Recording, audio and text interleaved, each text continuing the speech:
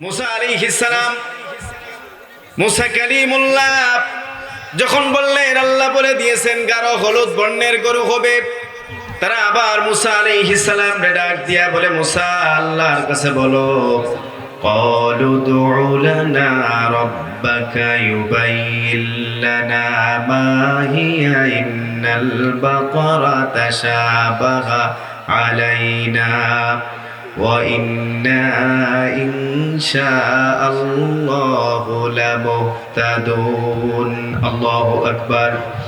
জবান খুলে বলেন আল্লাহু আকবার। قَالُوا ادْعُ لَنَا رَبَّكَ يُبَيِّن لَّنَا مَا هِيَ إِنَّ الْبَقَرَةَ تَشَابَهَ عَلَيْنَا। ওগো মুসা, তুমি আল্লাহর কাছে বলে দাও, এই গরুর ব্যাপারে আমরা সন্দিহান রয়েছি, এই গরুর ব্যাপারে আমরা সন্দিহান রয়েছি। গরুটা কেমন হবে আল্লাহর কাছে বলো, আল্লাহ যেন আরো আমাদের কাছে স্পষ্ট করে দেয়। এই জাহেলরা বারবার প্রশ্ন করে, জটিলতা তৈরি করেছে, জটিলতার আকার ধারণ করাইছে। আমার আল্লাহ তাদেরকে জানিয়ে দিলেন, ক্বালা ইন্নাহু ইয়াকুলু ইন্নাহা বাকারাতুল লা যালুলুন তুসিরুল আরদা ওয়ালা তাসকিল হারসা মুসাল্লামাতুল লা শিয়াতা ফিহা। আল্লাহু আকবার। মুসা আলাইহিস সালাম ডাক দিয়া বলে, ওগো মুসা, তুমি ওদেরকে জানিয়ে দাও এমন গরু হবে যেই গরু কখনো কোনোদিন জমিন চাষ করার কাজে লাগে না, কখনো কোনোদিন পানি সেচের ক্ষেত্রে কখনো তার কাজে লাগানো হয় না, এমন গরু হবে। তারা মুসা আলাইহিস সালাম এবার বললেন, ক্বালুল আনা জিইতা বিল হাক্কি, ক্বালুল আনা জিইতা বিল হাক্কি, এবার তুমি আমাদের কাছে সত্য নিয়ে এসেছো, আমাদের কাছে এবার সত্য নিয়ে এসেছো। এই এতক্ষণে কেবল ওদের কাছে সত্য বলে মনে হয়েছে, সর্বশেষ এই গরুটা কোথায় পাবে? ওই সেই বনে ইসরাইলের সেই নেককার সন্তান, পরহেজগার সন্তান, অনেক বড় পরহেজগার সন্তান ছিলেন। হীরার বাবুশাহী ডাক দিয়া বলে, এই যুবক, তুমি যদি আমার কাছ থেকে হীরা নিতে চাও, তোমার বাবাকে ঘুম থেকে জাগ্রত করে তোমার বাবার কাছ থেকে অর্থ নিয়ে এসে আমারে জমা দাও। হীরার দাম ছিল ৭০,০০০। বলে ৭০,০০০ যদি তুমি আমারে দাও তাহলে হীরা আমি তোমারে দিয়ে দিব। হীরার ব্যবসায়ী ডাক দিয়া বলে, আমার বাবা। হীরার ব্যবসায়ী বলে, যাও তোমার বাবার ঘুম ভেঙে আমার কাছে অর্থ নিয়ে আসো। ছোট্ট বাচ্চা ডাক দিয়া বলে, না না, আমার বাবা ঘুমিয়ে রয়েছে, বাবার ঘুম আমার কাছে এতটাই দামি যে আমার বাবার ঘুম ভাঙানোর ক্ষমতা আমার নাই। আপনি আমার বাবার ঘুম ভাঙা পর্যন্ত অপেক্ষা করেন, বাবা যখন ঘুম থেকে জাগ্রত হবে বাবার কাছ থেকে অর্থ এনে আমি আপনারে পরিশোধ করে দিব।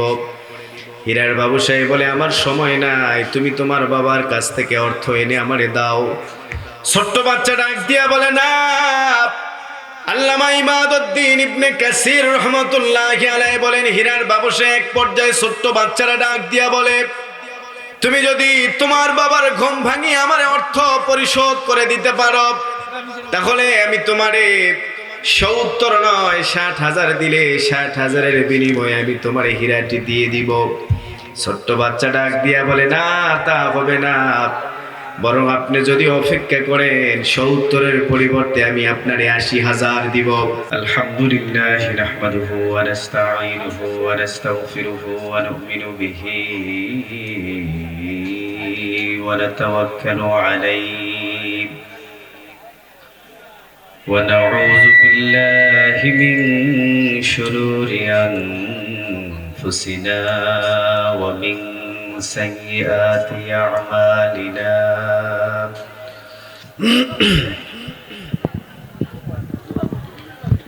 من يهده الله فلا مضل له ومن يضلله فلا هادي له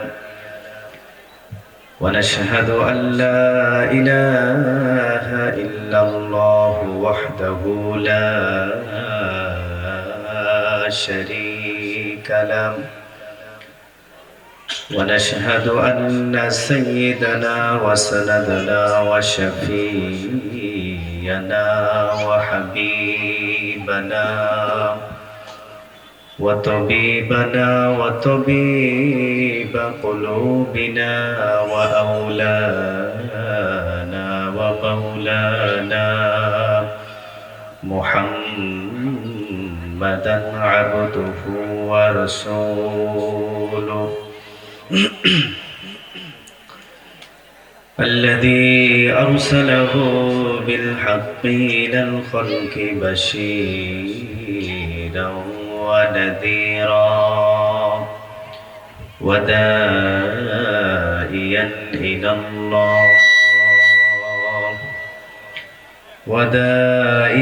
إلى الله بإذنه وسراجا وقمرا منيرا أعوذ بالله من الشيطان الرجيم بسم الله الرحمن الرحيم وإذ قال موسى لقومه إن الله يأمركم أن تذبحوا بقرة قالوا أتتخذنا هزوا قال أعوذ بالله أن أكون من الجاهلين صدق الله مولانا العظيم وقال صاحب القرآن صلى الله عليه وسلم لا تجعلوا بيوتكم قبورا فإن البيت الذي تقرأ فيه سورة البقرة لا يدخله الشيطان أو كما قال عليه الصلاة والسلام وقال تعالى في شان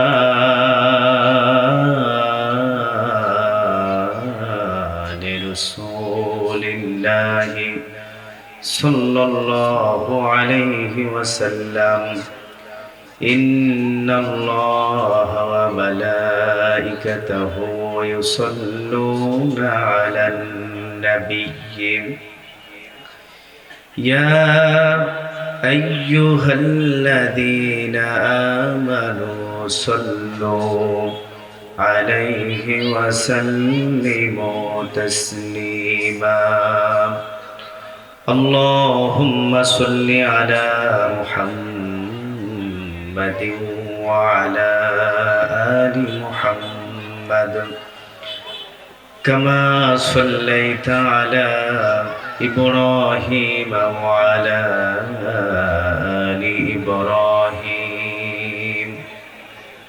إنك حميد مجيد اللهم بارك على محمد وعلى آل محمد كما باركت على إبراهيم وعلى آل إبراهيم إنك حميد مجيد জীবনে যত প্রেম আছে কলিজায়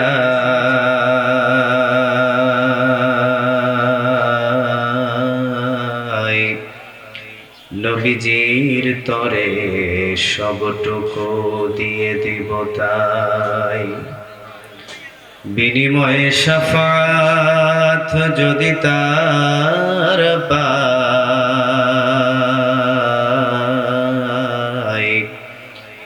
মুছে যাবে জীবনের সব ব্যথা বেদনার ভার। বালাগাল উলা বিকামালিহি কাশাফাদ দুজা বিজামালিহি হাসুনাত জামিউ খসালিহি সাল্লু আলাইহি ওয়া আলিহি। জবান খুলে সকলে বলবো বালাগাল উলা বিকামালিহি কাশাফাদ দুজা বিজামালিহি। বলে আমার একটা পিছনে বালিশ লাগে, অনেক ডিস্টেন্স আছে।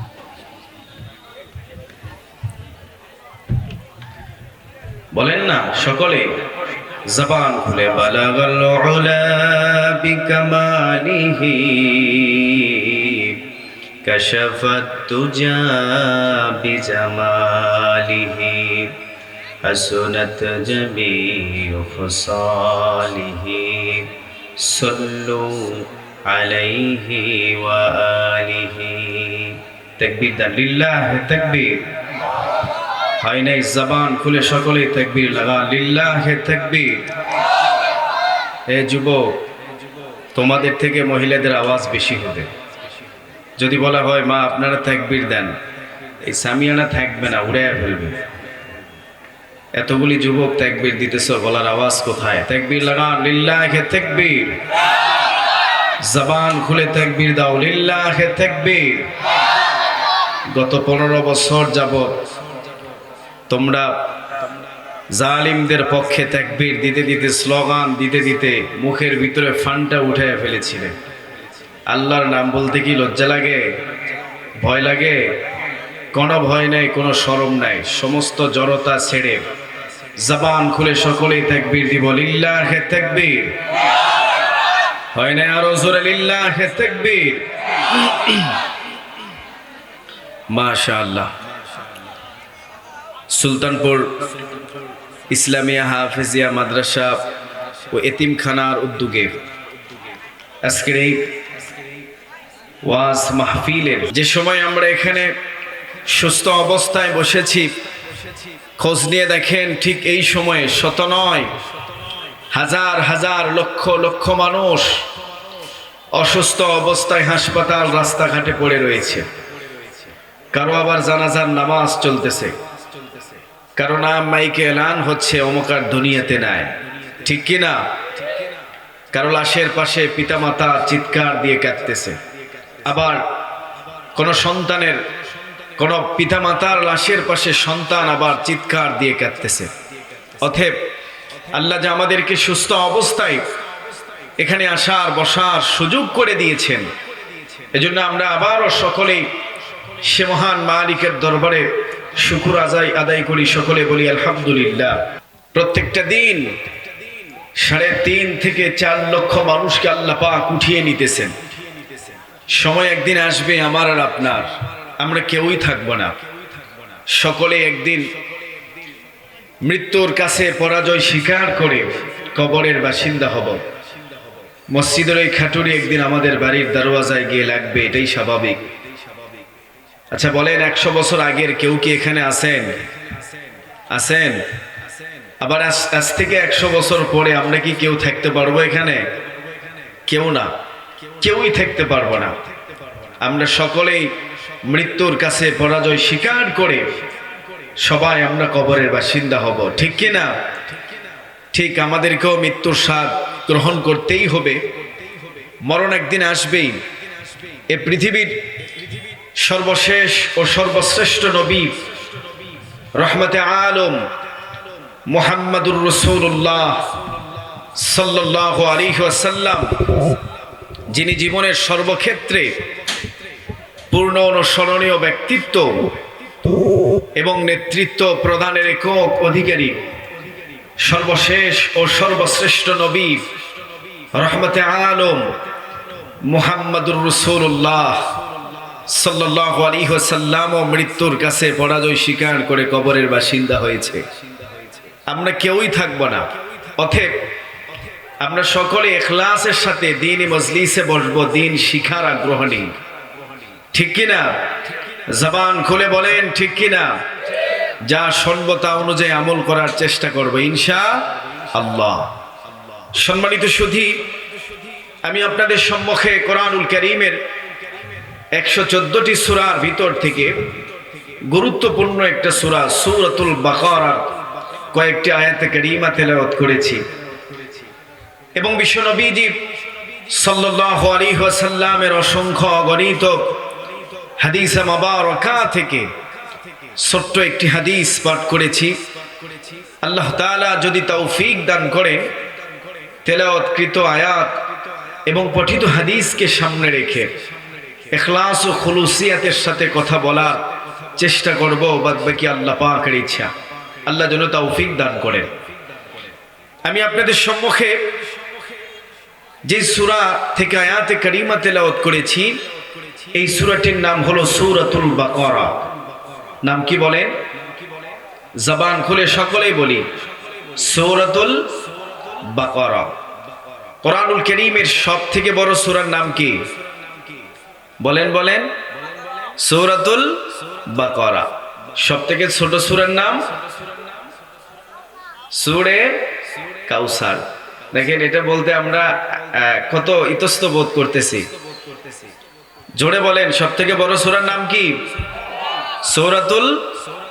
সবথেকে ছোট সূরার নাম কাউসার, সূরে কাউসার, সূরাতুল বাকারা। নবীজি বলেন, লিকুল্লি শাইইন সানামু ওয়া সানামুল কুরআনি সূরাতুল বাকারা। পৃথিবীতে প্রত্যেকটা জিনিসের একটা চূড়া রয়েছে। কোরআনুল কারীমের চূড়া হলো সূরাতুল বাকারা। শুধু তাই নয়, সহিহ মুসলিমের বর্ণনায় এসেছে, ইন্নাশ শাইতানা ইয়াফিররু মিনাল বাইতিল্লাযী তুকরাউ ফীহি সূরাতুল বাকারা। কোন মানুষ যদি সূরাতুল বাকারা তেলাওয়াত করে, ইন্নাশ শাইতানা ইয়াফিররু, নিশ্চয় শয়তান পালিয়ে যায়, মিনাল বাইতিল্লাযী, ওই ঘর থেকে যেই ঘরের ভিতরে সূরাতুল বাকারা পড়া হয়। সূরাতুল বাকারা হচ্ছে আলো আর শয়তান হচ্ছে আধার। আলো যখন আসে শয়তান এমনি পালিয়ে যায়, ঠিক কি না? যখন এখানে আলো জ্বালানো হয়েছে, অন্ধকার এমনিতে হারিয়ে গিয়েছে।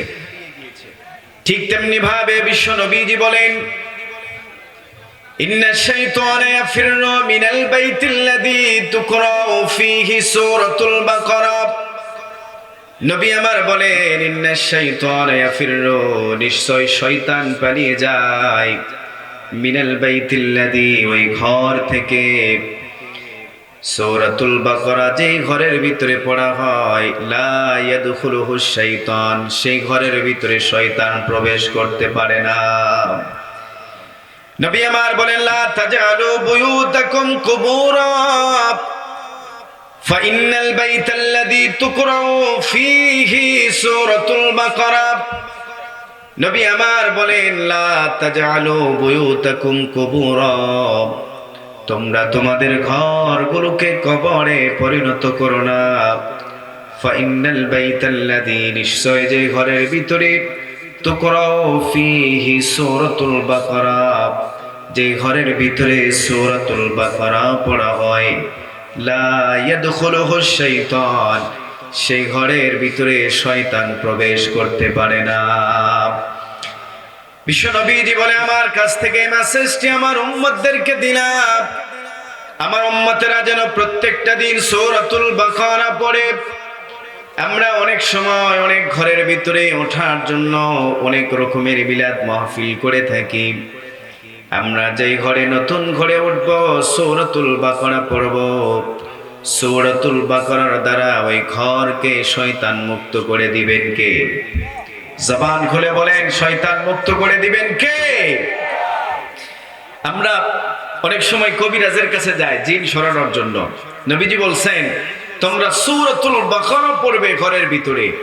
যেই ঘরে সূরাতুল বাকারা পড়া হবে, ওই ঘর থেকে শয়তান পালিয়ে যায়। কোনো ব্ল্যাক ম্যাজিক খাটবে না, কোনো জাদু টুনা থাকবে না। সুবহানাল্লাহ বলেন। বিশ্ব নবীজি বলেন, সূরাতুল বাকারার এত ফজিলত, নবীজির এক সাহাবী আব্দুল্লাহ ইবনে ওমর থেকে বর্ণিত, তিনি বলেন সূরাতুল বাকারার আয়াত অনুধাবন করতে গিয়া আমার 12টি বছর সময় লেগেছে। নবীজির এক সাহাবী উসাইদ ইবনে হুযাইর বলেন, সহিহ বুখারীর বর্ণনায় এসেছে, উসাইদ বলেন, আমি একবার রাতের ভিতরে সূরাতুল বাকারা পড়তেছিলাম, আমি নজর করে দেখি আমার সামনে আমার ঘোড়াটি বাঁধা ছিল, ঘোড়াটি লাফাইতেছে। আমি আবার সূরাতুল বাকারা পড়া যখন বন্ধ করলাম, ঘোড়াটি থেমে যায়। আমি কিছুক্ষণ পরে আবার যখন সূরাতুল বাকারা পড়তে শুরু করলাম, ঘোড়াটি আবার লাফাইতেছে। আমি আবারও সূরাতুল বাকারা পড়া যখন বন্ধ করে দিলাম, ঘোড়াটি আবার নীরব নিস্তব্ধ হয়ে যায়। নবীজির সাহাবী উসাইদ বলেন, ব্যাপারটি বোঝার জন্য আমি 1 পা 2 পা করে বের হইলাম। আমি নজর করে দেখি আমার বাড়ির ছাদের উপরে এক টুকরা সাদা মেঘের মতো দেখা যায়। ওই মেঘের ভিতরে জ্বলন্ত একটা বাতি ছিল, যার আলো মেঘটারে আলোকিত করেছে। উসাইদ বলেন, আমি নজর করে দেখলাম মেঘটা আস্তে আস্তে উপর দিকে উঠে যায়। বিশ্ব নবীজির সাহাবী হযরত উসাইদ পরের দিন সকালবেলা নবীজির কাছে সমস্ত ঘটনা যখন খুলে বললেন, নবী আমার ডাক দিয়া বলে, উসাইদ, তুমি সূরাতুল বাকারা পড়া যদি বন্ধ না করতে, তাহলে যাদেরকে তুমি দেখেছো এগুলো ছিল সব আল্লাহ পাকের ফেরেশতা। সব ফেরেশতাগুলি তোমার বাড়ির আঙ্গিনায় আসতো, মানুষগুলি ফেরেশতাদেরকে দুচোখ ভরে দেখতো। আল্লাহু আকবার। আমরা সূরাতুল বাকারা পড়ব। কেউ যদি এখন প্রশ্ন করেন, হুজুর সূরাতুল বাকারা তো অনেক বড় সূরা, পড়ব কেমনে? বিশ্ব নবীজি একটা আমল শিখিয়ে দিয়েছেন। তাফসীর ইবনে কাসিরের ভিতরে এসেছে, আল্লামা ইমাদউদ্দিন ইবনে কাসির লিখেন, সূরাতুল বাকারার প্রথম কয়েকটা আয়াত পড়ব, এরপরে সাইয়্যিদাতু আয়াতুল কোরআন আয়াতুল কুরসি। আমরা কোরআনের যতগুলি আয়াত রয়েছে সমস্ত আয়াতের সর্দার হলো আয়াতুল কুরসি। আয়াতুল কুরসি পড়ব, সাথে কয়েকটি আয়াত পড়ব, এরপরে শেষের দিকে একেবারে শেষের দিকে 4টি আয়াত পড়ব। লা ইয়াদখুলুহু শাইতান, যে ঘরের ভিতরে আমল করা হবে শয়তান ওই ঘরের ভিতরে প্রবেশ করতে পারবে না। আমরা সূরাতুল বাকারা পড়ব তো ইনশাআল্লাহ, জবান খুলে বলি ইনশাআল্লাহ। আল্লাহ কবুল করুক, সকলে বলি আমিন।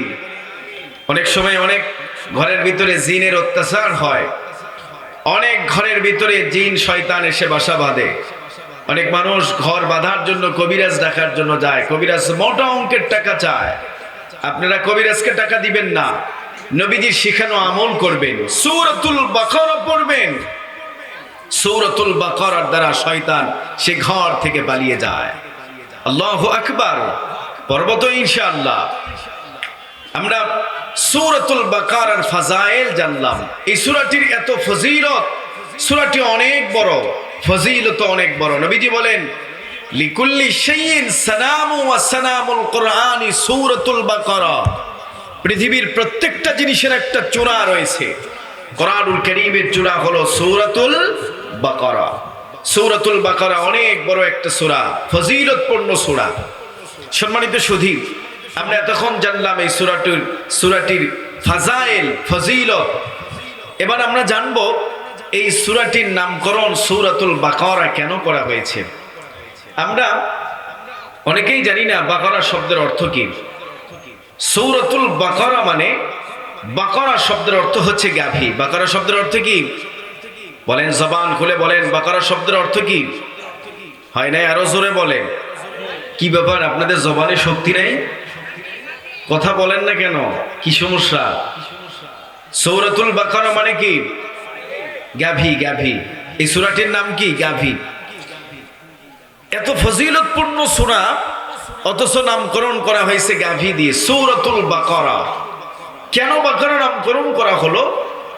এর পিছনে কারণ হচ্ছে, নবীজি যখন হিজরত করে মক্কা থেকে যখন মদিনায় আসলেন, বিশ্ব নবীজি হিজরত করে মদিনায় আসছেন। নবী আমার যেদিন হিজরতের উদ্দেশ্যে মদিনার দিকে রওনা দেয়, সেদিনের নাম ছিল সোমবার। আল্লাহু আকবার। নবী আমার বলেন, যেদিন আমি মদিনার জমিনের ভিতরে পা রাখলাম সেদিনের নাম সোমবার। নবী আমার বলেন, যেদিন আমি পৃথিবীর জমিনে আগমন করলাম সেদিনের নাম সোমবার। নবী আমার ডাক দিয়া বলে, যেদিন আমার উপরে সর্বপ্রথম ওহী নাজিল করা হয়েছিল সেদিনের নাম সোমবার। নবী আমার যেদিন দুনিয়া ছেড়ে বিদায় গ্রহণ করেছেন সেদিনের নাম সোমবার। আজকের এই মাহফিল কোন বার? জবান খুলে বলেন। আল্লাহ সোমবারের ওসিলায় আমাদের জীবনের সব গুনাহগুলি যেন মাফ করে দেয়। সকলে বলি আমিন। বিশ্ব নবীজি যখন হিজরত করে মদিনার জমিনে এসেছেন, মক্কায় কাফের মুশরিকদের অত্যাচার, নবী আমার হিজরত করে মদিনায় এসেছেন। মদিনায় ছিল এক ধরনের ইহুদি। ইহুদিরা নবীজিরা আঘাত দিতেছেন, কষ্ট দিতেছেন, নানান ভাবে নবীজির যন্ত্রণা দেয়, নবীজির কষ্ট দেয়। নবী আমার ইহুদিদের কষ্টে জর্জরিত হয়ে যায়, নবীজির চোখ থেকে পানিগুলো পড়তেছে। আমার আল্লাহ নবীজির আদর করলে, নবীজির সান্ত্বনা দিয়ে, নবীজির ডাক দিয়ে বলে, ওগো রাসূল, ইহুদিদের কথা, ইহুদিদের আচরণে আপনি কষ্ট নেবেন না। কারণ এদের বাপদাদাদের সময় আমি একজন পয়গম্বর পাঠিয়েছিলাম। এই পয়গম্বরের নাম ছিল মূসা কালিমুল্লাহ। মূসা আলাইহিস সালাম তাদেরকে দ্বীনের দাওয়াত দিতেছিলেন, কিন্তু তারা দাওয়াত কবুল করে নাই। এমনকি আমি আল্লাহ মূসা আলাইহিস সালামের দ্বারা অনেক বড় বড় মুআজিজা, অলৌকিক ঘটনা দেখিয়েছি, তবুও তারা মূসা আলাইহিস সালামের দাওয়াত কবুল করে নাই। ওগো রাসূল, ইহুদিরা যদি আপনার কথা যদি না মানে, আপনারে যদি কষ্ট দেয়, নানান ভাবে যদি আপনারে যন্ত্রণা দেয়, ওগো রাসূল আপনি কষ্ট নেবেন না, তাদের কথায় আপনি ব্যথিত হবেন না। কারণ তাদেরকে আমি আল্লাহ একটা গরু জবাইয়ের অর্ডার করেছিলাম। সামান্য একটা গরু জবাই করতে গিয়া তারা যত রকমের গড়িমসি করেছে। নবীজি আপনি কোনো চিন্তা করবেন না, কারণ এরা ছিল আগের থেকে শয়তান প্রকৃতির। এরা যদি আপনার দাওয়াত কবুল না করে আপনি কোনো পেরেশান হবেন না। যুবক ভাই আমার, নবীজিরে যখনই কষ্ট দেওয়া হয়েছে, নবী আমার যখনই ব্যথায় ব্যথিত হয়েছেন, তখনই নবীজিরে সান্ত্বনা দিয়েছেন আমার আল্লাহ। নবী আমার যখন তায়েফের জমিনে যখন দ্বীনের দাওয়াতের উদ্দেশ্যে গিয়েছেন, নবীজিরে পাথর দিয়ে আঘাত করা হয়। নবীজি পাথরের আঘাতগুলি সহ্য করতে পারে না, চামড়াগুলি কেটে কেটে রক্ত দিয়ে পুরা শরীরটা লাল হয়ে যায়। নবী আমার তায়েফের জমিনের ভিতরে একবার নয়, দুইবার নয়, তিনবার বেহুশ হয়েছিল। বিশ্ব নবীজি সাহাবী হযরতে যায়েদ বলে, আমি নবীজির একটা কূপের কাছে নিয়ে আসলাম। কূপ থেকে পানি উঠে নবীজির শরীরটা রক্তগুলি যখন আমি পরিষ্কার করে দিতেছি, দেখি নবীজির চোখ থেকে পানিগুলো পড়তেছে। নবী আমার কান্দেন, নবীজির চোখ থেকে পানিগুলো পড়ে, দাড়ি মোবারক ভিজে ভিজে বুকের ভিতরে পড়ে। নবীজির কান্না আমি যায়েদ বরদাস্ত করতে পারি না।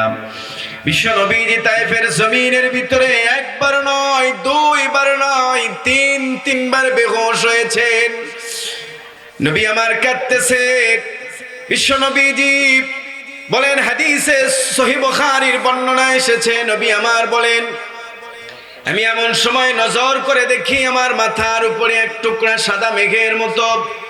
আমি খুব ভালো করে নজর করে দেখলাম, ওই মেঘের ভিতরে জিবরিল আমিনকে দেখা যায়। জিবরিল আমারে ডাক দিয়া বলে, ইয়া রাসূলুল্লাহ, ওগো নবীজি, তায়েফের মানুষগুলি আপনারে রক্তাক্ত করেছে, আপনার ওই পবিত্র শরীরের ভিতরে পাথর দিয়ে আঘাত করেছে, আপনার পুরা শরীরটা রক্তে লাল হয়েছে। এই দৃশ্য আসমানবাসী যত ফেরেশতা রয়েছে, আপনার এই দৃশ্য দেখে সমস্ত ফেরেশতারাও কেঁদেছে।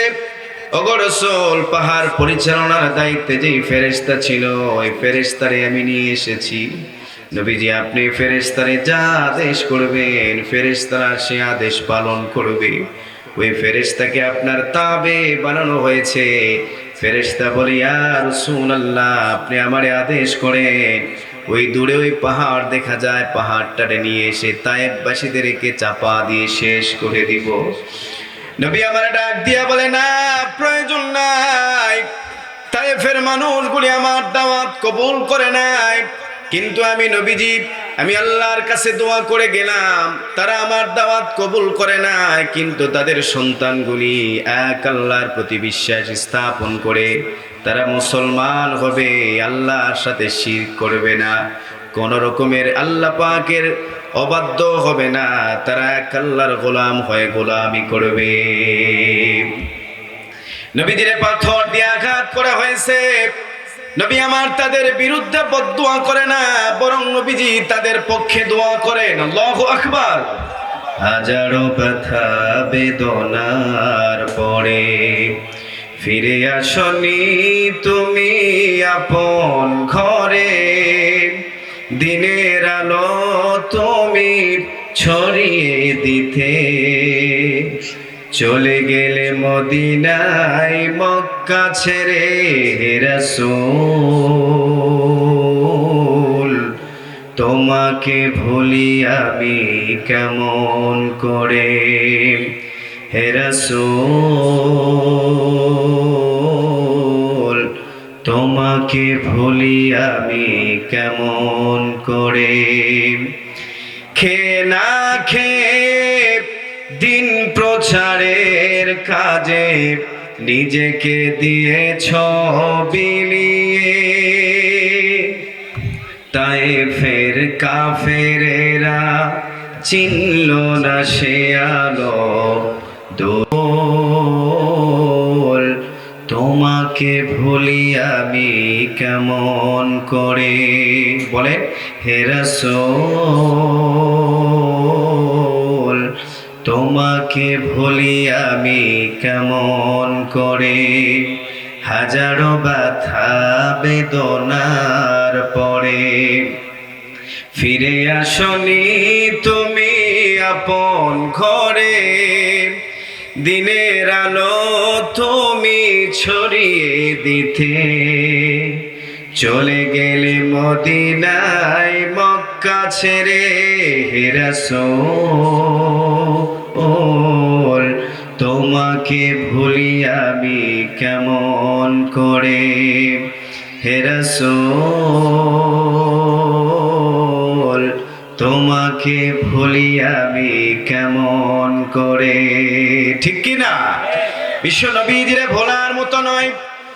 নবীজিরে তায়েফের জমিনে আঘাত করা হয়েছে, নবীজির চামড়াগুলি কেটে কেটে পুরা শরীর রক্তে লাল হয়েছে। নবীজির রক্ত দিয়ে চামড়ার মোজাটা নবীজির পায়ের সাথে জমাট বেঁধে গিয়েছে।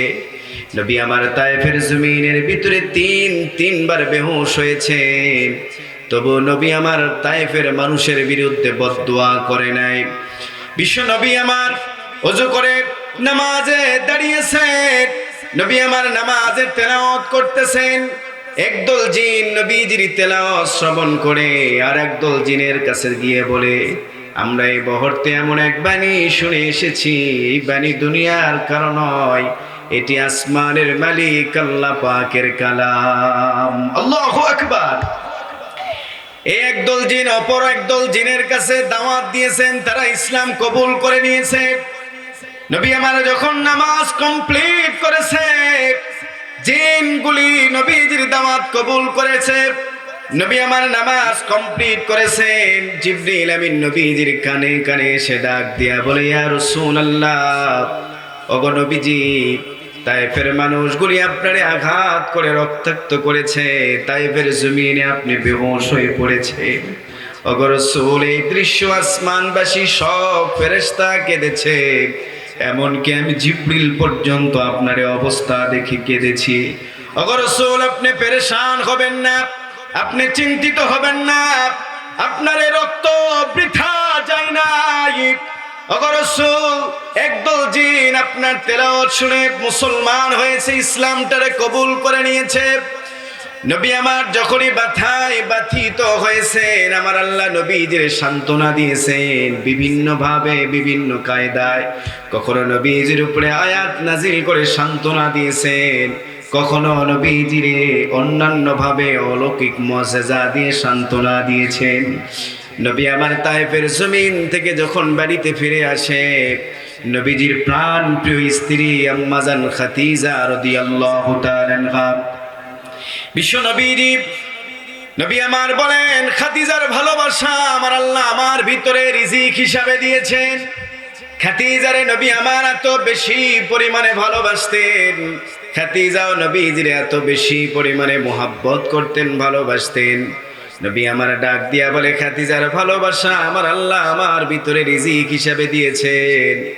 এ যুবক ভাই, খাদিজার যত সম্পদ ছিল সমস্ত সম্পদ নবীজিরে দিয়ে বলে, ইয়া রাসূলুল্লাহ, আমার সমস্ত সম্পদ আপনার কদম মোবারকে হাজির করলাম, যেমনি ইচ্ছা তেমনি আপনি ব্যবহার করেন। আল্লাহু আকবার। শুধু তাই নয়, খাদিজা এমন একটা মহিলা ছিলেন, এমন একজন মানুষ ছিলেন, এমন এক দিনদারি ছিলেন যাকে তাহেরা বলা হইতো। খাদিজারে আল্লাহ পাক আসমান থেকে সালাম দিয়েছে। নবীজিরে ডাক দিয়ে বলে, ইয়া রাসূলুল্লাহ, আপনার স্ত্রী খাদিজারে বলেন আমি আল্লাহ তারে সালাম দিয়েছি। পৃথিবীতে একজনই মহিলা ছিলেন খাদিজা, যাকে আল্লাহ পাক সালাম দিয়েছেন। বিশ্ব নবীজি, নবীজির প্রাণ প্রিয় স্ত্রী খাদিজা রাদিয়াল্লাহু তাআলা আনহা, খাদিজা যেদিন দুনিয়া থেকে বিদায় নিবে, নবীজিরে ডাক দিয়া বলে, ইয়া রাসূলুল্লাহ, গো নবীজি, আমি দুনিয়া ছেড়ে বিদায় নিতেছি। নবী আমার, আমি কবরের ভিতরে কেমনে হিসাব দিব? আমারে যখন প্রশ্ন করবে আমি উত্তর কেমনে দিব গো রাসূল? নবী আপনি আমার সাথে কথা দেন, আমারে ওয়াদা দেন। নবীজিরে বলতেছে, আপনি আমারে কথা দিবেন, আপনি কবরের পাশে দাঁড়িয়ে থাকবেন, আমার সওয়ালের জবাব আপনি দিবেন। যতগুলি প্রশ্ন করা হবে সমস্ত প্রশ্নের উত্তর আপনি দিবেন। বিশ্ব নবীজি রহমতে আলম মুহাম্মাদুর রাসূলুল্লাহ, নবীজির প্রাণ প্রিয় স্ত্রী আম্মা জান খাদিজা রাদিয়াল্লাহু তাআলা আনহা যেদিন দুনিয়া থেকে বিদায় নিলেন, নবীজির স্ত্রী খাদিজা যেদিন দুনিয়া ছেড়ে বিদায় গ্রহণ করেছেন, নবীজির প্রাণ প্রিয় স্ত্রী খাদিজা দুনিয়া ছেড়ে বিদায় নিয়েছেন। নবী আমার বড় ব্যথায় ব্যথিত রে ভাই। বিশ্ব নবীজি মুহাম্মাদুর রাসূলুল্লাহ, নবী আমার খাদিজার জানাজার নামাজ নিজেই পড়িয়েছেন। নবী আমার কবরে নামছেন, খাদিজার দেহটা দুহাত দিয়ে রিসিভ করে নবী আমার কবরের ভিতরে শোয়াইছেন। খাদিজা রাদিয়াল্লাহু তাআলা আনহারে কবরে রেখে নবী আমার যখন কবর থেকে উঠে আসলেন, খাদিজার কবরের ভিতরে মাটি দেওয়া হয়, নবী আমার পাশে দাঁড়িয়ে রয়েছে। সব মানুষগুলি আস্তে আস্তে যখন বাড়ির দিকে চলে যায়, নবী আমার কবর ছেড়ে যায় না। সাহাবাই কেরাম বলে, ইয়া রাসূলুল্লাহ, বাড়িতে চলে। নবী আমার ডাক দিয়া বলে, না না, আমি আমার খাদিজারে কথা দিয়েছি, খাদিজার প্রশ্নের উত্তর আমি মুহাম্মাদুর রাসূলুল্লাহ দিব। নবী আমার সেখানে দাঁড়িয়ে রয়েছে, দীর্ঘ সময় ধরে নবী আমার দাঁড়িয়ে রয়েছে। জিবরিল নবীজির কানে কানে এসে ডাক দিয়া বলে, ইয়া রাসূলুল্লাহ, ওগো নবীজি, আপনি এখানে দাঁড়িয়ে রয়েছেন। নবীজি, এই জায়গার ভিতরে আপনি লম্বা সময় ধরে দাঁড়িয়ে রয়েছেন কেন? নবী আমার ডাক দিয়া বলে, আমি খাদিজারে কথা দিয়েছি, ফেরেশতার প্রশ্নের উত্তর আমি খাদিজার পক্ষ থেকে দিব। জিবরিল ডেকে বলে, ইয়া রাসূলুল্লাহ, ওগো নবীজি, আপনি বাড়িতে চলে যান, খাদিজার প্রশ্নের উত্তর আপনারে দিতে হবে না, আসমানের মালিক আল্লাহ পাক খাদিজার প্রশ্নের উত্তর দিয়েছে। খাদিজা এমন একজন নারী ছিলেন যাকে তাহেরা বলা হইতো। নবীজির ইসলামের জন্য, দ্বীনের জন্য খাদিজা সব সম্পদগুলি কুরবান করেছেন। খাদিজা রাদিয়াল্লাহু তাআলা আনহার ইন্তেকালের পরে কয়েকদিন পরে নবীজির আপন প্রিয় চাচা হযরতে আবু তালেব দুনিয়া থেকে বিদায় নিলেন। নবীজির বয়স যখন 5 বছর, নবীজির মা দুনিয়া ছেড়ে বিদায় নিয়েছেন। নবী আমার মুহাম্মাদুর রাসূলুল্লাহর বয়স যখন 9 বছর, নবীজির দাদা রইসুল কুরাইশ খাজা আব্দুল মুত্তালিব মৃত্যুর বিছানায় যখন শায়িত, মুহাম্মাদুর রাসূলুল্লাহ নবী আমার আবু তালেবের পাশে বসা। আবু তালেব ডাক দিয়া বলে, তোরা কে কোথায় রয়েছিস? আমার নাতি মুহাম্মদ, তো মুহাম্মদ এখানে আছে। আবু তালেবকে ডাক দিয়ে আবু তালেবকে যখন ডেকে নেওয়া হয়েছে, আবু তালেবকে ডাক দিয়া বলে, আবু তালেব কলিজার টুকরা সন্তান আমার, আমি তোর কাছে আমার নাতি মুহাম্মদ রে আমানত দিয়ে রাখলাম। ওর বাবা ও দুনিয়াতে আসার আগে দুনিয়া ছেড়ে বিদায় নিয়েছে। ওর মা 5 বছর বয়সে দুনিয়া থেকে বিদায় নিয়েছে। এতদিন আমি দাদার কাছে ছিল, আমি আজকে দুনিয়া থেকে বিদায় নিতেছি। আমার নাতি মুহাম্মদ রে তোর কাছে আমানত দিয়ে রাখলাম। আমার নাতি রে কেউ যেন কষ্ট না দেয়, আমার নাতি যেন কষ্ট না পায়। নবীজির এত বেশি পরিমাণে ভালোবাসতেন খাজা আব্দুল মুত্তালিব। ডেকে বলে, আবু তালেব রে, আমি তোর কাছে আমার নাতিটারে আমানত দিয়ে রাখলাম, আমার নাতিরে যেন কেউ কষ্ট না দেয়। বিশ্ব নবী মুহাম্মাদুর রাসূলুল্লাহ নবী আমার কান্দে। খাজা আব্দুল মুত্তালিব দুনিয়া থেকে বিদায় নিলেন। খাজা আব্দুল মুত্তালিবের ইন্তেকালের পর থেকে নিয়া আবু তালেবের জিম্মায় ছিলেন নবী মুহাম্মাদুর রাসূলুল্লাহ। নবী আমার বলেন, খাদিজার ইন্তেকালের কয়েকদিন পরে আমার চাচা আবু তালেব দুনিয়া থেকে বিদায় নিলেন। আবু তালেব যখন দুনিয়া ছেড়ে বিদায় গ্রহণ করলেন, যুবক ভাই আমার, নবী যখন বের হয়, এলাকার মানুষগুলি বিশ্ব নবীজির আঘাত দিতেছে, কষ্ট দিতেছে। কারণ আবু তালেবের দাপটে মক্কার কোনো মানুষ নবীজিরে কষ্ট দিত না, কষ্ট দিতেও পারতো না। কিন্তু আবু তালেব যখন দুনিয়া ছেড়ে বিদায় নিয়েছে, আবু তালেব নবীজির মাথার উপরে নাই। মক্কার কাফের বেঈমানগুলি নবীজির কষ্ট দিতেছে। নবী যখন বাড়িতে আসতেন, নবীজির প্রাণ প্রিয় স্ত্রী আম্মা জান খাদিজা নাই, নবীজির চোখ থেকে পানিগুলো পড়তো। নবী আমার কাঁদতেন। আমার আল্লাহ নবীজির এত বেশি পরিমাণে ভালোবাসতেন রে ভাই। আমার আল্লাহ নবীজির এবার নবীজিরে সান্ত্বনা দেওয়ার জন্য ডাক দিয়া বলে, ওগো রাসূল, দুনিয়াতে থাকার কোনো প্রয়োজন নাই। আপনি অনেক ব্যথিত হয়েছেন, আপনি অনেক কষ্ট পেয়েছেন। আমি আল্লাহ আপনারে সারিফুল আকলামে নিয়ে আসবো, সরাসরি আমি আপনার সাথে গল্প করব। আল্লাহু আকবার। বিশ্ব নবীজিরে তখনই মেরাজে নিয়েছেন আমার আল্লাহ। নবীজি যখনই ব্যথায় ব্যথিত হয়েছেন, তখনই আমার আল্লাহ নবীজিরে সান্ত্বনা দিয়েছেন। নবী একদিন ওয়াজ করতেছে, নবীজির কণ্ঠ কত সুন্দর, নবীজির চেহারা কত সুন্দর। নবী আমার ঠোঁট নেড়ে নেড়ে বক্তব্য দিতেছেন। নবীজির ঠোঁট ছিল গোলাপের পাপড়ির থেকেও সুন্দর। যুবক ভাই আমার, নবীজির থেকে বড় তাফসীর কারক আল্লাহর জমিনের ভিতরে কেউ কি আছে? জবান খুলে বলে, নবীজির থেকে বড় মুফাসসির কেউ কি আছে? নবীজির থেকে বড় মুফাসসির আল্লাহর জমিনের ভিতরে কেউ কি রয়েছে? নবীজির থেকে বড় মুফতি, বড় মুহাদ্দিস, বড় মুফাসসির পৃথিবীর জমিনে কেউই নাই, ঠিক কি না? সেই নবী আমার তাফসীর করেন। নবীজির কণ্ঠ কত সুন্দর।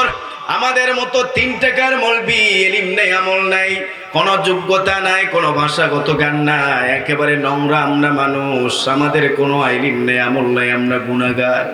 আমরা তো গুনাহগার ব্যক্তি। আমাদের তবুও তাফসীর শোনার জন্য প্রত্যেকটা দিন হাজার হাজার মানুষ আমাদের সামনে বসে থাকে। অথচ নবী আমার তাফসীর করে। নবীজির তাফসীর কত সুন্দর, যার থেকে বড় মুফাসসির পৃথিবীর জমিনে কেউই নাই। নবী আমার বলেন, এই পৃথিবীর জমিনে যতগুলি নবী রাসূল আমার আল্লাহ পাঠিয়েছে, সমস্ত নবী রাসূলদের ভিতরে কোন নবীকে আমার আল্লাহ 1 ফোঁটা ইলম দান করেছেন? কোন নবীকে আমার আল্লাহ 2 ফোঁটা ইলম দান করেছেন? কোন নবীকে আমার আল্লাহ 5 ফোঁটা ইলম দান করেছেন? অথচ আমার আল্লাহ আমারে মহা সমুদ্র পরিমাণ ইলম দান করেছেন। সেই নবী আমার তাফসীর করেন। নবীজির সামনে কাফের বেঈমানগুলি চাতক পাখির মতো চেয়ে চেয়ে নবীজির বক্তব্যগুলি শুনতেছেন। আবু জাহেল মনে মনে ভাবলেন নবীজির বয়ান তাদের দিলের ভিতরে এমন ভাবে প্রভাব পড়েছে, তারা ইসলামটারে কবুল করে নিবে, মুসলমান হয়ে যাবে। সকলে ডাক দিয়া বলে, তুমি আলিম নামক ব্যক্তিরে কেন হত্যা করেছো? বলো, কি অন্যায় করেছে, কি অপরাধ করেছে? ওই মানুষটি ডাক দিয়া বলে, আমি তো ঘুমিয়ে ঘুমিয়ে পুরো রাতটা আমি পার করে দিয়েছি। আমি কখন কবে তাকে হত্যা করলাম, কোন সময় হত্যা করলাম, এই হত্যাকারী সম্পর্কে আমার কোনো জানা নাই, আমার কোনো ধারণা নাই। আমি তারে কোনোভাবেই হত্যা করি নাই, আমি তার কিলার নয়। কে বা কাকে, কে তারে হত্যা করেছে আমার জানা নাই। হত্যা করার পরে তার দেহটাই জায়গার ভিতরে রেখেছে আমারে দোষা, আমারে কিলার বানানোর জন্য, হত্যাকারী বানানোর জন্য। যুবক ভাই আমার, মানুষের চোখ থেকে দর দর করে পানিগুলো পড়তেছে। যেই ভাতিজা চাচারে হত্যা করেছে, সেই ভাতিজাই ডাক দিয়া বলে, নাই মানুষ আমার চাচারে হত্যা করেছে। যুবক ভাই আমার, গত 15 বছরে আমরা দেখেছি কোন অন্যায়ের সাথে সম্পৃক্ত নয়, কোন অন্যায় করে নাই, কোনো অপরাধ করে নাই। শুধুমাত্র কোরআনের কথা বলতে গিয়া তাদের বিরুদ্ধে কত রকমের মিথ্যা মামলা দেওয়া হয়েছে, ঠিক কি না? জালেম ভাতিজা ডাক দিয়া বলে, এই মানুষ আমার চাচারে হত্যা করেছে, আমরা বিচার চাই। অথচ ভাতিজাই তারে রাতের অন্ধকারে হত্যা করে ওই মানুষের বাড়ির দরওয়াজার সামনে রেখে দিয়েছে। তাফসীর ইবনে কাসিরের ভিতরে এসেছে, কিছু মানুষ চলে গেল বাড়ি আলার পক্ষে, আবার কিছু মানুষ ভাতিজার পক্ষে। দুই গ্রুপে বিভক্ত হয়ে গেল। এক পর্যায়ে তারা কয়েকজন মিলে মুসা আলাইহিস সালামের কাছে এসে ডাক দিয়া বলে, মুসা, গতকাল রাত্রে বেলা আলিম নামক একজন ব্যক্তিরে হত্যা করা হয়েছে, আলিম রে হত্যা করা হয়েছে। আমরা জানতে চাই তার কিলার কে, তার হত্যাকারী কে, আমরা এর পরিচয় জানতে চাই। আপনি তো মূসা কালিমুল্লাহ, আল্লাহর সাথে আপনি কথোপকথন করেন, অতএব আপনি আল্লাহর কাছে শুনে বলবেন কে মানুষটারে হত্যা করেছে। ওয়াইদ ক্বালা মূসা লিকওমিহি ইন্নাল্লাহা ইয়া'মুরুকুম আন তাযবাহু বাকারা। ওয়াইদ ক্বালা, তারা এসে বলল, তারা যখন বলল, ক্বালা মূসা লিকওমিহি, মুসা আলাইহিস সালাম তার সম্প্রদায়ের উদ্দেশ্যে বললেন, ইন্নাল্লাহা ইয়া'মুরুকুম আন তাযবাহু বাকারা। তাদেরকে ডাক দিয়া বললেন, আল্লাহ পাক আদেশ করেছেন তোমরা একটা গরু জবাই করবা। গরুর গোশত মৃত ব্যক্তির শরীরের ভিতরে লাগানো মাত্র মৃত ব্যক্তি জীবিত হয়ে বলবে কে তারে হত্যা করেছে। আল্লাহু আকবার। মুসা আলাইহিস সালাম বললেন, তোমরা যে এর কিলারকে, এর হত্যাকারীকে তোমরা জানতে চাও, আল্লাহ পাক বলেছেন, ইন্নাল্লাহা ইয়া'মুরুকুম আন তাযবাহু বাকারা, তোমরা একটা গরু জবাই করো। গরুর গোশত মৃত ব্যক্তির শরীরে লাগানো মাত্র মৃত ব্যক্তি জীবিত হয়ে বলবে কে তারে হত্যা করেছে, তার কিলার কে, তার হত্যাকারী কে। তারা মুসা আলাইহিস সালামকে ডাক দিয়া বলে, মুসা, আমি তোমার কাছে হত্যাকারীর পরিচয় জানতে চাই। আমি তোমার কাছে, তোমার আল্লাহর কাছে কিলারকে, কিলারের পরিচয় জানতে চাই। গরু জবাইয়ের প্রশ্ন কেন আসবে? আল্লামা ইমাদউদ্দিন ইবনে কাসির তার তাফসীরের ভিতরে বর্ণনা করেছেন, কারণ বনে ইসরাইল ওই সময় গরুর পূজা শুরু করে দিয়েছিল, যার কারণে আমার আল্লাহ ডাক দিয়া বলে, গরু জবাই কর, যার পূজা করিস তারে জবাই কর, তার গোশত আলিম নামক ব্যক্তির শরীরের ভিতরে লাগা। ওই আলিম নামক মৃত ব্যক্তি জীবিত হয়ে বলবে কে তারে হত্যা করেছে। আল্লাহু আকবার বলেন। আমার কথা কি বোঝা যায়? বনি ইসরাইলের মানুষ ডাক দিয়া বলে, মুসা, হত্যাকারীর পরিচয় জানতে চাই, গরু জবাইয়ের প্রশ্ন কেন আসবে? তারা মুসা আলাইহিস সালামকে প্রশ্ন করে বসলেন, ক্বালু আতাত্তাখিজুনা হুজওয়া। তারা ডাক দিয়া বলে, মুসা, ক্বালু আতাত্তাখিজুনা হুজওয়া, মুসা তুমি কি আমাদের সাথে ইগনোর করতেছো? হুজওয়া মানে উপহাস করা, ইগনোর করা। তুমি কি আমাদের সাথে ইগনোর করতেছো, উপহাস করতেছো? কারণ আমরা হত্যাকারীর পরিচয় জানতে চাই। এখানে গরু জবাইয়ের প্রশ্ন কেন আসবে? মুসা আলাইহিস সালাম তাদের প্রশ্নের উত্তরে সাথে সাথে জবাব দিলেন, ডাক দিয়া বললেন, ক্বালা আউযু বিল্লাহি আন আকুনা মিনাল জাহিলিন। ক্বালা আউযু বিল্লাহি, আমি আল্লাহর কাছে আশ্রয় প্রার্থনা করি, আন আকুনা মিনাল জাহিলিন, জাহেলদের অন্তর্ভুক্ত হওয়া থেকে। মুসা আলাইহিস সালাম নেতারা বলেছিল, মুসা তুমি কি আমাদের সাথে উপহাস করতেছ? আমার মুসা কালিমুল্লাহ তাদেরকে সাথে সাথে উত্তর দিয়েছেন, ক্বালা আউযু বিল্লাহি আন আকুনা মিনাল জাহিলিন। মুসা আলাইহিস সালাম ডাক দিয়া বলে, ক্বালা আউযু বিল্লাহি, আমি আল্লাহর কাছে আশ্রয় প্রার্থনা করি, আন আকুনা মিনাল জাহিলিন, জাহেলদের অন্তর্ভুক্ত হওয়া থেকে। এই আয়াতের ভিতরে মুসা আলাইহিস সালাম দুই ধরনের বক্তব্য দিয়েছেন, যাকে জোরালো বক্তব্য বলা হয়। উনি প্রথমেই বললেন, ক্বালা আউযু বিল্লাহি, আমি আল্লাহর কাছে আশ্রয় প্রার্থনা করি, আন আকুনা মিনাল জাহিলিন, জাহেলদের অন্তর্ভুক্ত হওয়া থেকে।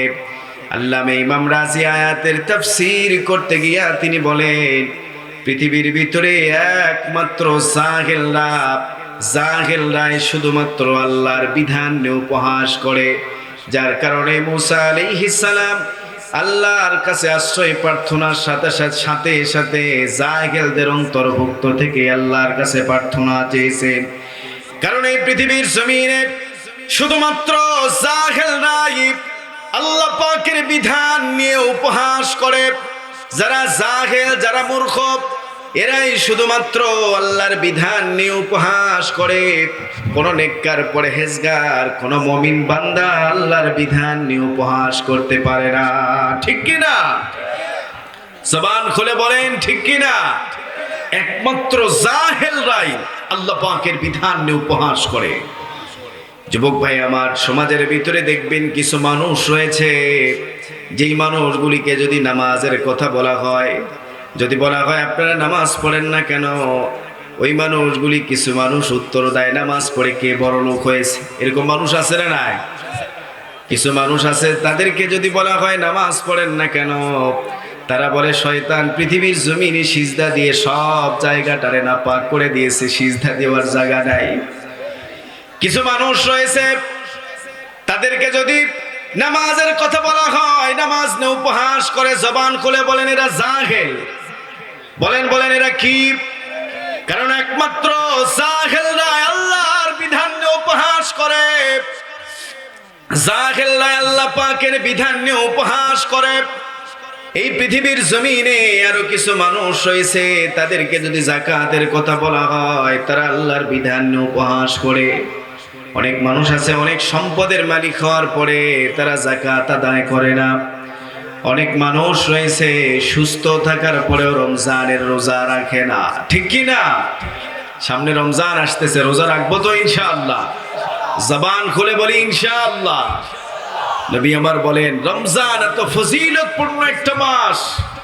বিশ্ব নবীজি বলেন, ইদা দাখালা রমাজান ফুতিহাত আবওয়াবুস সামাই ওয়া ফি রিওয়ায়াতিন ফুতিহাত আবওয়াবুল জান্নাহ ওয়া গুল্লিকাত আবওয়াবুজ জাহান্নাম ওয়া সুলসিলাতিশ শায়াতিন ওয়া ফি রিওয়ায়াতিন ফুতিহাত আবওয়াবুর রাহমা। আল্লাহু আকবার।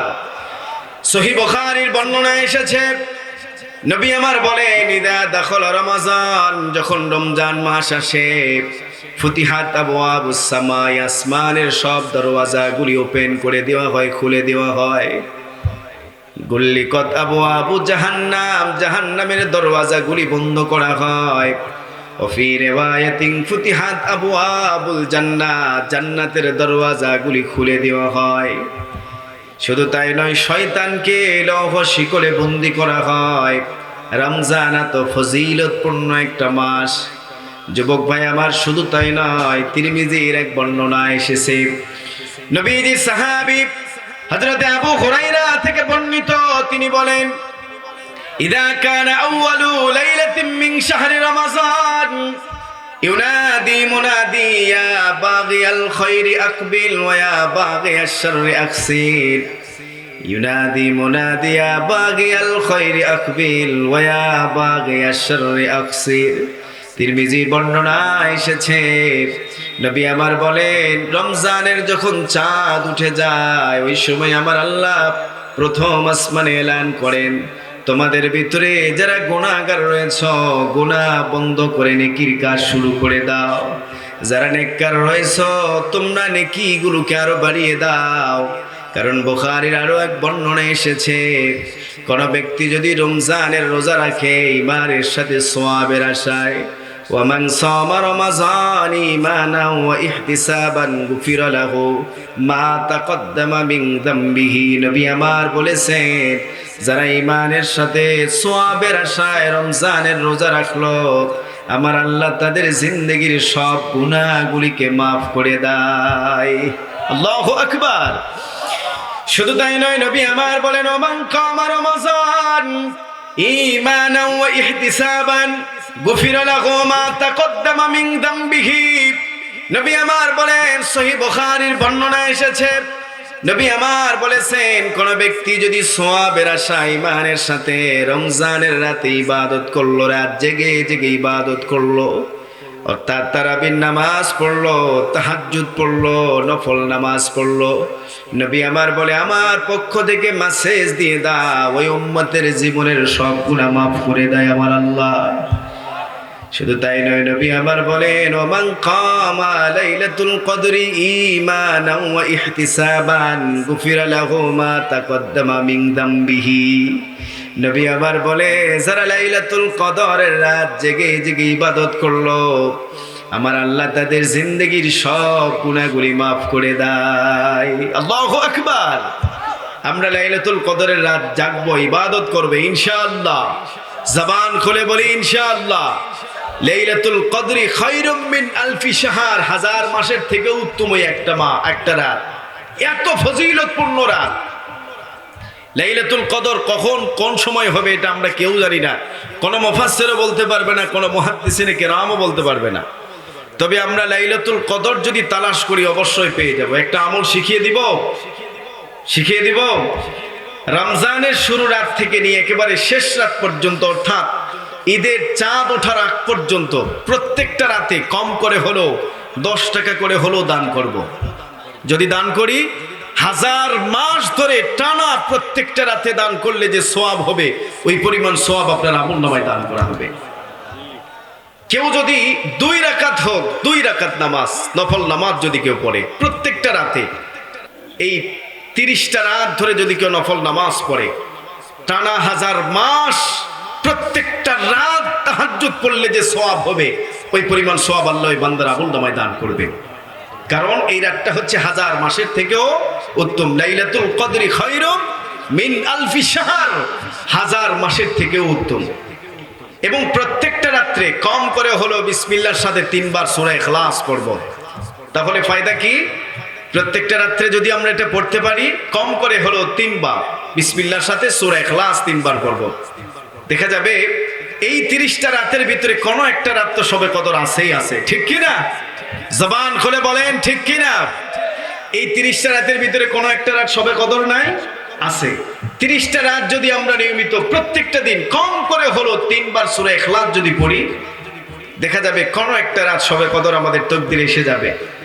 1000 মাস টানা একইভাবে টানা যদি কোরআন খতম করা হয়, প্রত্যেকটা রাতে একটা করে কোরআন খতমের সওয়াব আল্লাহ আপনার আমলনামায় দান করবে।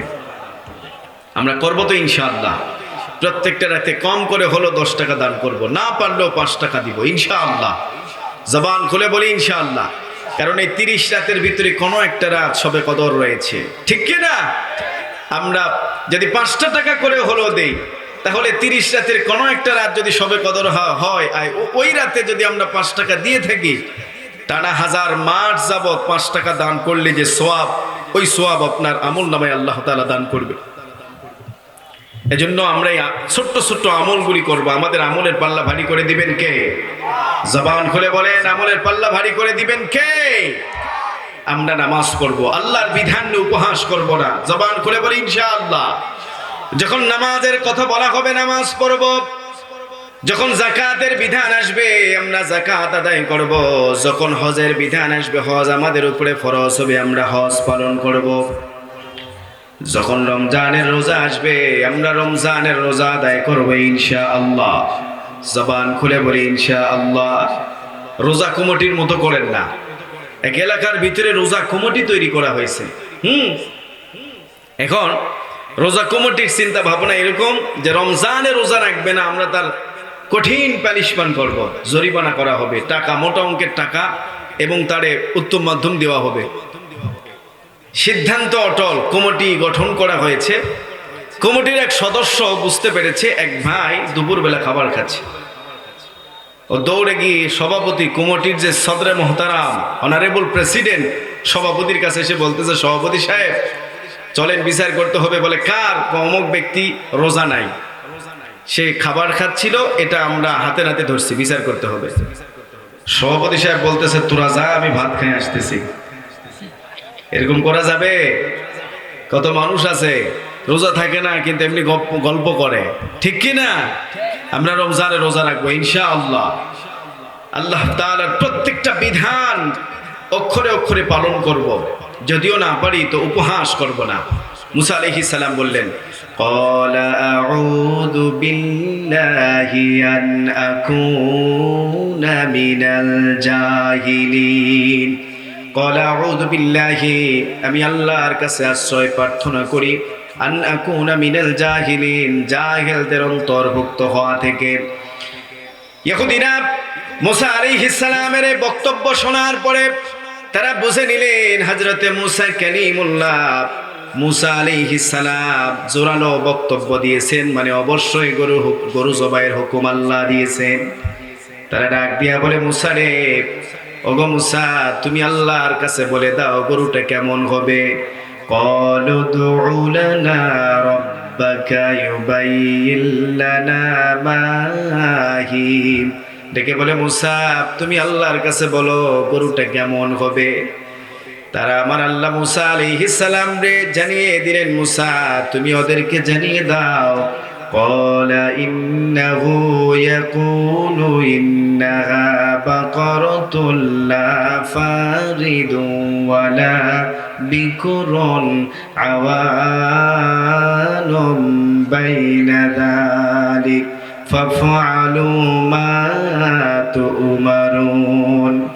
আমার আল্লাহ ডাক দিয়া বলে, মুসা ওরা গরু কেমন হবে জানতে চায়, আমি আল্লাহ ওদেরকে জানিয়ে দিলাম। ক্বালা ইন্নাহু ইয়াকুলু ইন্নাহা বাকারাতুন লা ফারিদুন ওয়ালা বিকুরুন আওয়ানুম বাইনা যালিক, এমন গরু হবে যে বেশি বয়সেরও হবে না, কম বয়সেরও হবে না, মাঝামাঝি বয়সের হবে।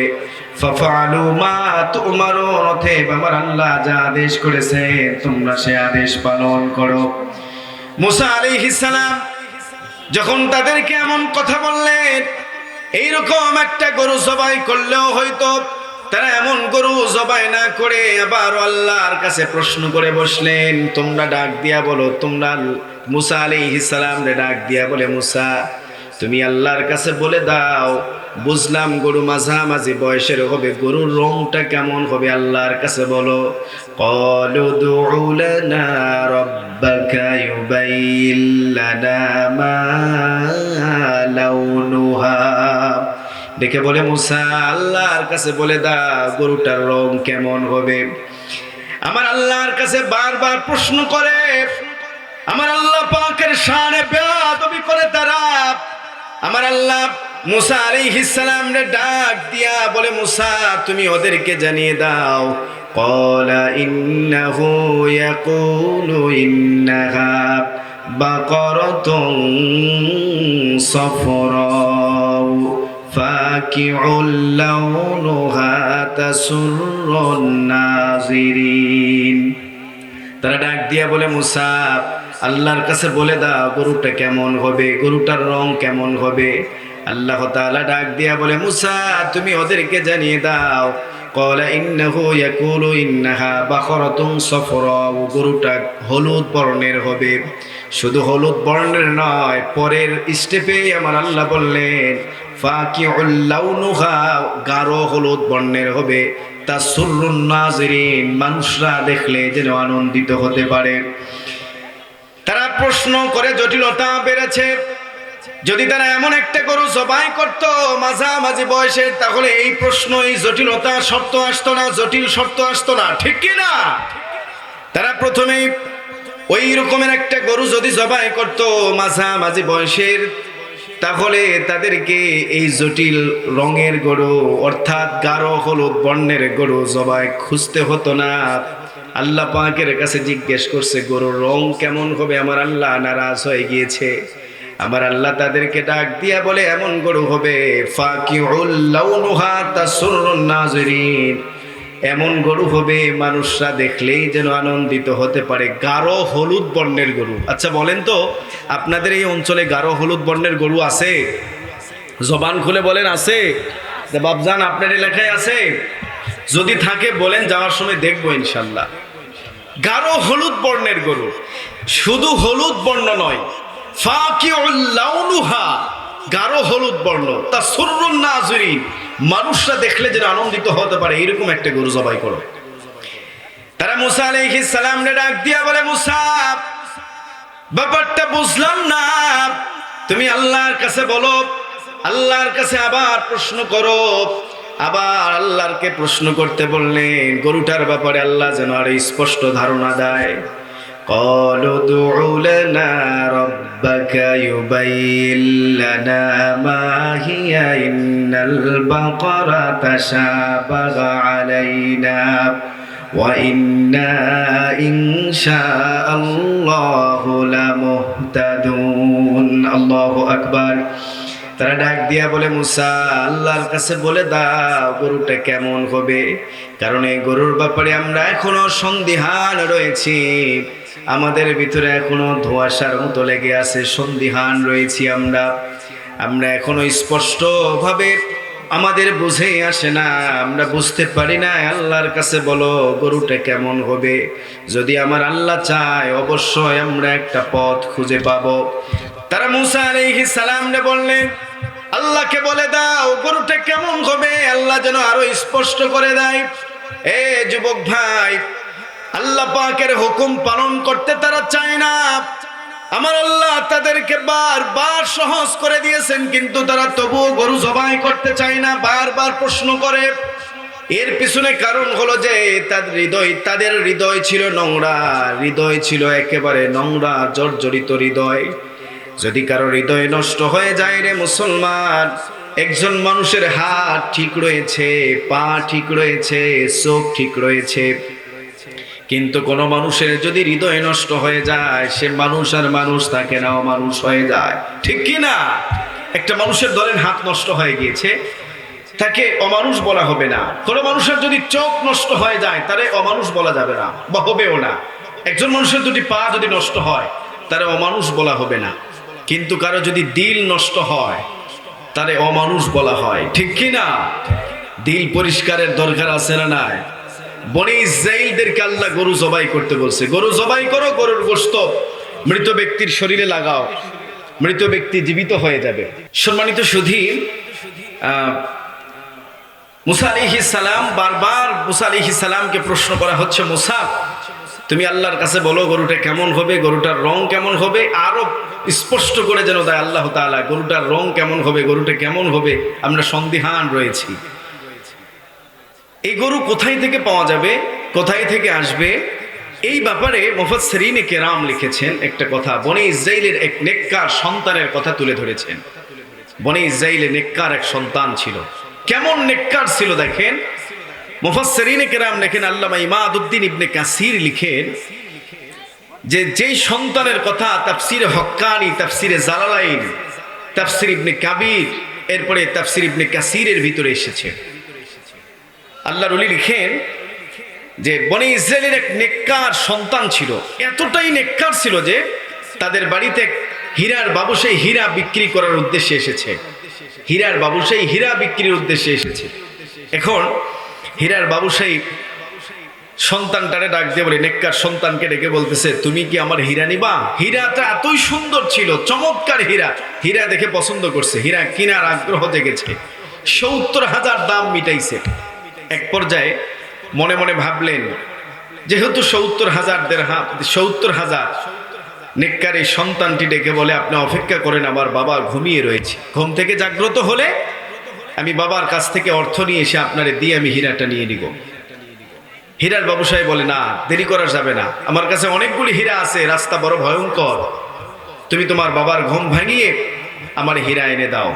সম্মানিত সুধী, এই গরুটা কোথায় থেকে আসলো, কিভাবে আসলো, এটা জানার ইচ্ছা আছে তো ইনশাআল্লাহ? জি আলহামদুলিল্লাহ। এটা মাদ্রাসার মাহফিল, প্রত্যেকটা বছর এভাবে মাদ্রাসার মাহফিল হোক, এটা আপনারা চান তো ইনশাআল্লাহ? জবান খুলে বলি ইনশাআল্লাহ। কেউ ভয় করেন না, ওঠাউঠি করবেন না। গরুটা কোথায় থেকে আসলো? গাঢ় হলুদ বর্ণের গরু। এই গরুটা কোথায় থেকে আসছে, কিভাবে আসছে, এটা আমি ইনশাআল্লাহ বলবো। ইনশাআল্লাহ আমি কথা দিলাম, আমি বলবো। তবে হ্যাঁ, যেহেতু মাদ্রাসা, এই মাদ্রাসাকে টিকিয়ে রাখার জন্য আমরা সকলেই মাদ্রাসাকে ভালোবাসবো। মাদ্রাসায় অর্থ দান আল্লাহ তাআলা এই কথা বলার পরে তারা বলেন আমি সন্দিহান রয়েছি, আমরা গরুটা কেমন হবে আল্লাহর কাছে ভালো করে বলে দাও। আল্লাহ যেন ভালো করে আমাদের কাছে স্পষ্টভাবে বলে দেয়। তো আল্লাহ তাআলা তাদেরকে বলে দিলেন যে এমন গরু হবে। তারা মুসা আলাইহিস সালামকে প্রশ্ন করলেন, মুসা আল্লাহর কাছে বলো দান হবে ইনশাআল্লাহ। একটু এলোমেলো হচ্ছে তো, বেশি চাপাচাপি করলে মানুষ উঠে যাবে, যেহেতু বক্তা আসতে দেরি করে যাবে। যেহেতু প্রধান বক্তা উঠতে দেরি করেছে, আমি বেশি চাপাচাপি করলে মানুষ উঠে যাবে।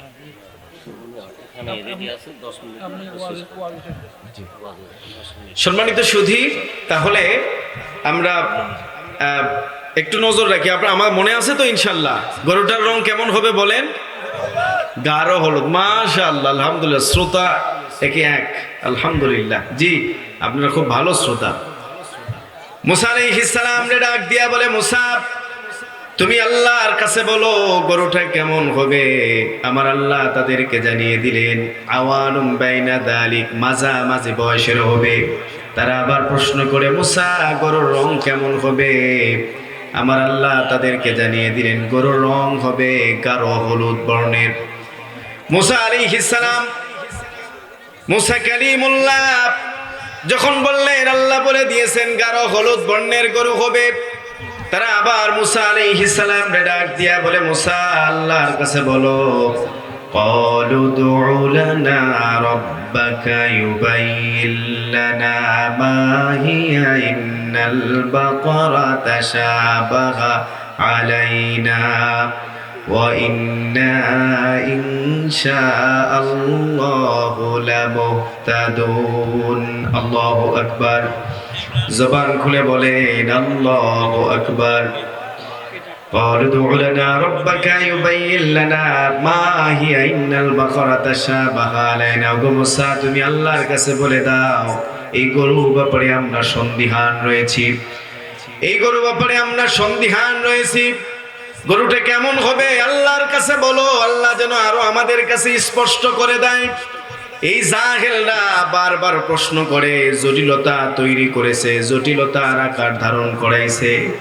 আমার আল্লাহ তাদেরকে জানিয়ে দিলেন ক্বালা ইন্নাহু ইয়াকুলু ইন্নাহা বাকারাতুল লা যালুলুন তুসিরুল আরদা ওয়ালা তাসকিল হারসা মুসাল্লামাতুল লা শিয়াতা ফিহা। আল্লাহু আকবার। মুসা আলাইহিস সালাম রে ডাক দিয়া বলে, ওগো মুসা, তুমি ওদেরকে জানিয়ে দাও এমন গরু হবে যেই গরু কখনো কোনোদিন জমিন চাষ করার কাজে লাগে না, কখনো কোনোদিন পানি সেচের ক্ষেত্রে কখনো তার কাজে লাগানো হয় না, এমন গরু হবে। তারা মুসা আলাইহিস সালাম রে এবার বললেন ক্বালুল আনা জিইতা বিল হাক্কি, ক্বালুল আনা জিইতা বিল হাক্কি, এবার তুমি আমাদের কাছে সত্য নিয়ে এসেছো, আমাদের কাছে এবার সত্য নিয়ে এসেছো। এই এতক্ষণে কেবল ওদের কাছে সত্য বলে মনে হয়েছে।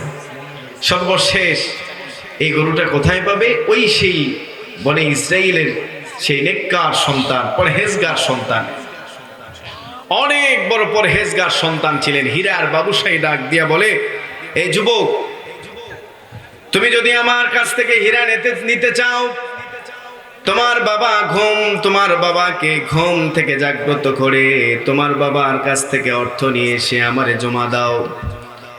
হীরার দাম ছিল ৭০,০০০। বলে ৭০,০০০ যদি তুমি আমারে দাও তাহলে হীরা আমি তোমারে দিয়ে দিব। হীরার ব্যবসায়ী ডাক দিয়া বলে আমার বাবা, হীরার ব্যবসায়ী বলে যাও তোমার বাবার ঘুম ভেঙিয়ে আমারে অর্থ নিয়ে আমার কাছে অর্থ নিয়ে আসো। ছোট্ট বাচ্চা ডাক দিয়া বলে না না, আমার বাবা ঘুমিয়ে রয়েছে, বাবার ঘুম আমার কাছে এতটাই দামি যে আমার বাবার ঘুম ভাঙানোর ক্ষমতা আমার নাই। আপনি আমার বাবার ঘুম ভাঙা পর্যন্ত অপেক্ষা করেন, বাবা যখন ঘুম থেকে জাগ্রত হবে বাবার কাছ থেকে অর্থ এনে আমি আপনারে পরিশোধ করে দিব। হীরার ব্যবসায়ী বলে আমার সময় নাই, তুমি তোমার বাবার কাছ থেকে অর্থ এনে আমারে দাও। ছোট্ট বাচ্চা ডাক দিয়া বলে না। আল্লামা ইমাদউদ্দিন ইবনে কাসির রাহমাতুল্লাহি আলাইহি বলেন হীরার ব্যবসায়ী এক পর্যায়ে ছোট্ট বাচ্চারা ডাক দিয়া বলে তুমি যদি তোমার বাবার ঘুম ভাঙিয়ে আমার অর্থ পরিশোধ করে দিতে পারো তাহলে আমি তোমারে ৭০ নয় ৬০,০০০ দিলে ৬০,০০০-এর বিনিময়ে আমি তোমার হীরাটি দিয়ে দিব। ছোট্ট বাচ্চা ডাক দিয়া বলে না, তা হবে না, বরং আপনি যদি অপেক্ষা করেন ৭০-এর পরিবর্তে আমি আপনারে ৮০,০০০ দিব।